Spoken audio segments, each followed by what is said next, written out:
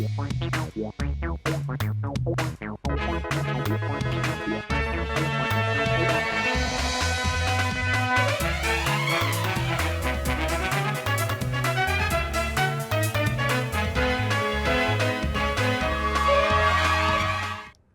आप देख रहे हैं राष्ट्रीय समाचार। मैं हूं आपके साथ श्रुति जोशी। आइए एक नजर डालते हैं आज की हेडलाइंस पर।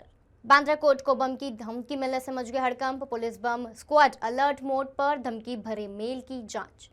अहमदाबाद में 10 स्कूलों को बम से उड़ाने की धमकी। कलोल के एक स्कूल को भी मिली धमकी। पुलिस और बम स्क्वाड अलर्ट, एफआईआर दर्ज। सूरत शहर के रांदेर से हत्या का मामला सामने। मामूली विवाद ने लिया हिंसक रूप। आरोपी ने दोस्त को चाकू मारकर की हत्या। शहीद पथ पर चलती कार में लगी भीषण आग। कार में सवार 2 लोग बाल बाल बचे। शहीद पथ सर्विस लेन सेक्टर जे के पास की घटना। करीब 20 मिनट में आग पर पाया काबू। अब खबरें विस्तार से। पहली खबर आ रही है मुंबई से। मुंबई के बांद्रा कोर्ट को बम से उड़ाने की धमकी मिलने से हड़कंप मच गया है। पुलिस सूत्रों के मुताबिक बांद्रा कोर्ट को धमकी भरा ईमेल प्राप्त हुआ, जिसके बाद तुरंत मुंबई पुलिस और बम स्क्वाड की टीम कोर्ट परिसर में पहुंची और पूरे इलाके की सघन जांच की गई। शुरुआती तलाश में पुलिस को अब तक कुछ भी संदिग्ध नहीं मिला है। सुरक्षा के लिहाज से कोर्ट परिसर की जांच पड़ताल की गई है और हालात पर नजर रखी जा रही है। फिलहाल मुंबई पुलिस धमकी भरा मेल भेजने वाले की पहचान और उसकी लोकेशन ट्रेस करने में जुटी हुई है।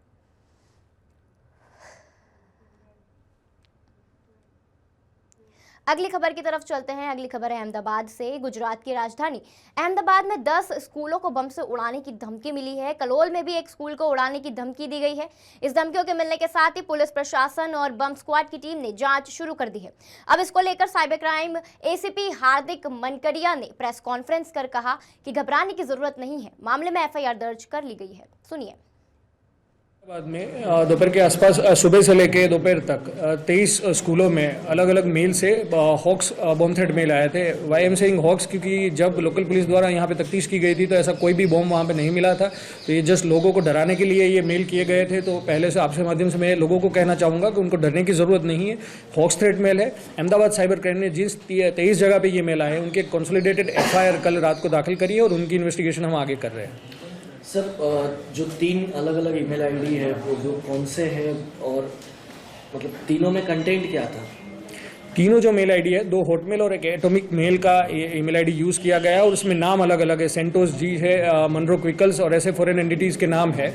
और जो कंटेंट है वो हमारी एफआईआर हमने आपने कल ऑफिशियल ग्रुप से शेयर कर दी है। और तीनों में जो कंटेंट है वो सिमिलर कंटेंट है। जहाँ पे अहमदाबाद में अलग अलग जगह पे हम ब्लास्ट करेंगे, ऐसा हॉक्स हेडिंग दे के फिर लोगों को डराया गया है। सर, क्या कुछ अब तक पता चल पाया है कि कहाँ से ये ईमेल किया गया था? इंडिया से किया गया था? किसी वीपीएन का सामने आया है किसी कंट्री का नाम? क्योंकि हमने इन्वेस्टिगेशन अभी स्टार्ट करी है। जैसे ही हमें डिटेल आ जाएगी, उनके बिना ये प्रीमेच्योर होगा कहना कि ये कहाँ से मेल आया था। जैसे ही इन्वेस्टिगेशन में हमें कोई ऑफिशियल लीड मिलेगी हम आपको कम्युनिकेट करेंगे। स्कूल के अलावा सर कहीं और भी मेल गया था? क्योंकि लॉरेंस बिश्नोई और होम मिनिस्टर अमित शाह का भी उस मेल में जो है थ्रेट लिखा गया था। स्कूल के अलावा जो अहमदाबाद सेंट्रल जेल है वहाँ पे भी ये। अगली खबर सूरत से। सूरत शहर के रांदेर इलाके में एक सनसनीखेज हत्या का मामला सामने आया है। मामूली विवाद में एक युवक ने अपने ही दोस्त पर चाकू से हमला कर उसकी हत्या कर दी। घटना के बाद इलाके में हड़कंप मच गया। रांदेर क्षेत्र के हनुमान टेकरी के पास दोस्ती को शर्मसार करने वाली वारदात सामने आई है। मोरा भागल इलाके में रहने वाला राहुल गोरसिंह नाम का युवक मजदूरी का काम करता था। राहुल अपने साथी दोस्त राजा के साथ काम पर गया था। बताया जा रहा है कि दोनों दोस्तों के बीच पहले से ही छोटी छोटी बातों को लेकर अक्सर झगड़े होते रहते थे। इसी दौरान किसी मामूली विवाद ने हिंसक रूप ले लिया और आरोपी दोस्त राजा ने राहुल पर चाकू से ताबड़तोड़ वार कर दिए। गंभीर रूप से घायल राहुल को 108 एम्बुलेंस कर्मियों ने जांच के बाद मृत घोषित कर दिया। घटना की सूचना मिलते ही रांदेर पुलिस मौके पर पहुंची और जांच शुरू कर दी। पुलिस ने महज कुछ ही घंटों में आरोपी दोस्त को हिरासत में ले लिया। पुलिस ने मृतक के शव को पोस्टमार्टम के लिए भेज दिया है और आगे की कानूनी कार्रवाई की जा रही है। खबर छपरा से। छपरा के अति प्राचीन धर्मनाथ मंदिर में बड़ी चोरी की घटना सामने आई है। अज्ञात चोरों ने मंदिर के मुख्य और मां दुर्गा मंदिर के आभूषणों को चोरी कर लिया। दान पेटी की नकदी भी गायब है। यह घटना बुधवार रात की है। गुरुवार सुबह महंत पूजन के लिए मंदिर पहुंचे तो मुख्य दरवाजा टूटा मिला और दान पेटी गायब थी। चोरी में चांदी की छतरी और माता के कीमती आभूषण भी शामिल है। चोर पीछे के दरवाजे से मंदिर में घुसकर फरार हो गए। स्थानीय विधायक छोटी कुमारी और भगवान बाजार थाना अध्यक्ष सुभाष कुमार सिंह घटनास्थल पर पहुंचे। डॉग स्क्वाड और स्पेशल टीम के साथ पुलिस जांच कर रही है। मंदिर के महंत अखिलेश्वर पर्वत ने प्राथमिकी दर्ज कराई है। पुलिस का कहना है कि जल्द ही चोरों की पहचान कर गिरफ्तार कर लिया जाएगा। खबर रायबरेली से। राहुल गांधी के संसदीय क्षेत्र में कांग्रेस का हल्ला बोल है। केंद्र सरकार के विरोध में कांग्रेसियों ने प्रदर्शन किया। मनरेगा का नाम बदलने को लेकर नाराजगी जताई। विपक्ष ने नेताओं पर ईडी व सीबीआई की कार्रवाई का विरोध भी किया। सैकड़ों की संख्या में कांग्रेसियों ने जमकर नारेबाजी की। कांग्रेस जिला अध्यक्ष पंकज तिवारी के नेतृत्व में प्रदर्शन हुआ। देखिए, आज लोकतंत्र खतरे में है, संविधान खतरे में है।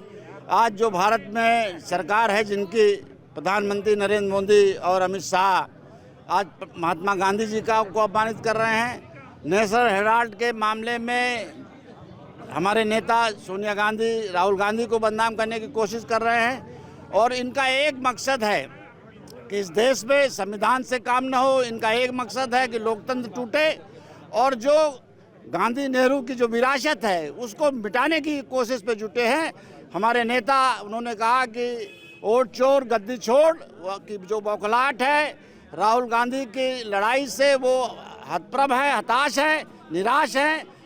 तरह तरह के नाना प्रकार के जो षड्यंत्र कर रहे हैं उसी के खिलाफ आज हम सब रायबरेली की कांग्रेस के लोग आज यहाँ मैदान जिलाधिकारी के यहाँ आए हैं और इस लड़ाई को आखिरी सांस तक, आखिरी दम तक लड़ेंगे। इस सरकार के चूल्हे जब तक नहीं हिला देंगे तब तक रायबरेली का कांग्रेस का कार्यकर्ता जो है डटा रहेगा। धन्यवाद। अगली खबर की तरफ चलते हैं। अगली खबर मधुबनी से। मधुबनी के पंडोल थाना क्षेत्र में एक 26 वर्षीय अज्ञात युवक ट्रेन की चपेट में आने से घायल हो गया, जिससे उसकी मौके पर ही मौत हो गई। मृतक युवक की सूचना स्थानीय लोगों ने जीआरपी जयनगर को दी। जीआरपी ने शव को कब्जे में लेकर सदर अस्पताल पोस्टमार्टम के लिए भेज दिया। पुलिस मृतक की पहचान के लिए स्थानीय लोगों से संपर्क कर रही है। अगली खबर बुलंदशहर से। भाजपा दफ्तर का घेराव करने निकले कांग्रेसियों को पुलिस ने हिरासत में ले लिया है। सैकड़ों की तादाद में कांग्रेस कार्यकर्ताओं को पुलिस ने हिरासत में लिया।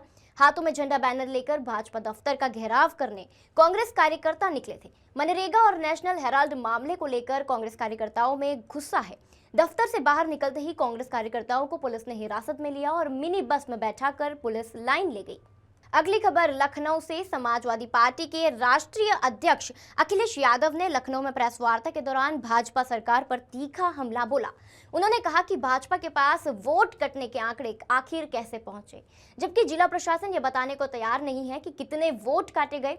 अखिलेश यादव ने किसानों की खाद की समस्याएं उठाते हुए कहा कि कई महीनों से किसान परेशान हैं, लेकिन सरकार जवाब देने से बच रही है। उन्होंने कोडन सिरप घोटाले को हजारों करोड़ का बताते हुए कहा कि 700 से ज्यादा कंपनियों के जरिए ये घोटाला हुआ है।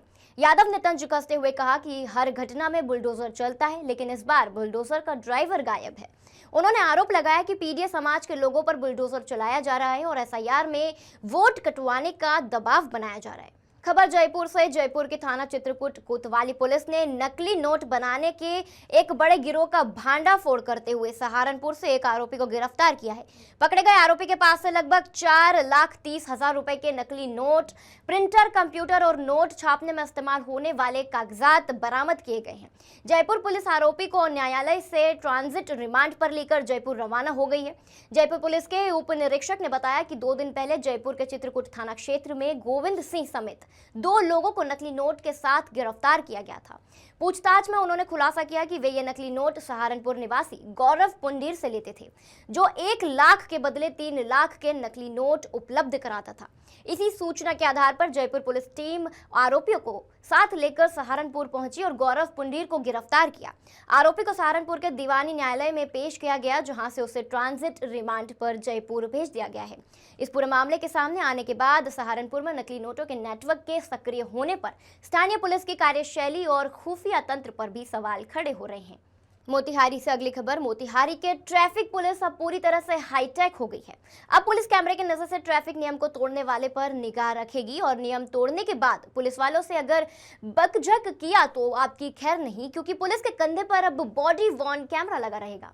आज मोतिहारी एसपी स्वर्ण प्रभात ने सभी पुलिस कर्मियों को ट्रैफिक यंत्र से लैस कराया, जिसमें पुलिस के कंधे पर बॉडी वॉर्न कैमरा भी लगा रहेगा और जो लोग ट्रैफिक नियम को तोड़ने के साथ साथ पुलिस से बकझक करेंगे उनका सारा गतिविधि उस कैमरे में कैद हो जाएगा और उन पर पुलिस की कार्रवाई भी होगी।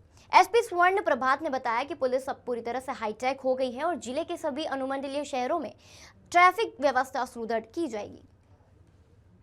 के द्वारा ट्रैफिक पुलिस को कई नए संसाधन दिए गए हैं और हम लोगों ने आज से तय किया है कि जो भी नए संसाधन हैं वो ट्रैफिक पुलिस में जो डिप्यूटेड सिपाही हैं, होमगार्ड अधिकारी हैं, उसका यूज करें। और इसमें एक तो रिफ्लेक्टर जैकेट है, सीटी है, एलईडी बैटन है और बॉडी वॉर्न कैमरा भी प्रोवाइड कराया गया है। साथ ही साथ पब्लिक एड्रेस सिस्टम 2 तरह के वो प्रोवाइड कराए गए हैं और फोल्डेबल बैरिकेड्स है वो भी करीब 45 की संख्या में उपलब्ध कराया गया है। तो हम लोग मोतिहारी शहर के साथ साथ जो अनुमंडलीय टाउन है वहाँ भी इन ट्रॉलीज को प्लेस करने वाले हैं और पब्लिक एड्रेस सिस्टम की मदद से एलईडी बैटन और जो जैकेट्स मिले हैं, रिफ्लेक्टर जैकेट्स, इसकी मदद से जो ट्रैफिक व्यवस्था है उसको और बेहतर बनाने का प्रयास करेंगे। बड़ी खबर लखनऊ से। लखनऊ के शहीद पथ पर गुरुवार दोपहर उस समय हड़कंप मच गया जब एक चलती कार में अचानक आग लग गई। कार में सवार 2 लोग जैसे ही बोनट से धुआं निकलता देखा तुरंत गाड़ी रोककर बाहर कूद गए और विस्फोट के डर से दूर भाग निकले। समय रहते बाहर निकलने से दोनों की जान बच गई, लेकिन कार पूरी तरह जलकर सिर्फ लोहे का फ्रेम रह गया। आसपास के लोगों ने तुरंत दमकल विभाग को सूचना दी। दमकल की गाड़ी मौके पर पहुंची और हौज पाइप की मदद से आग पर काबू पाया।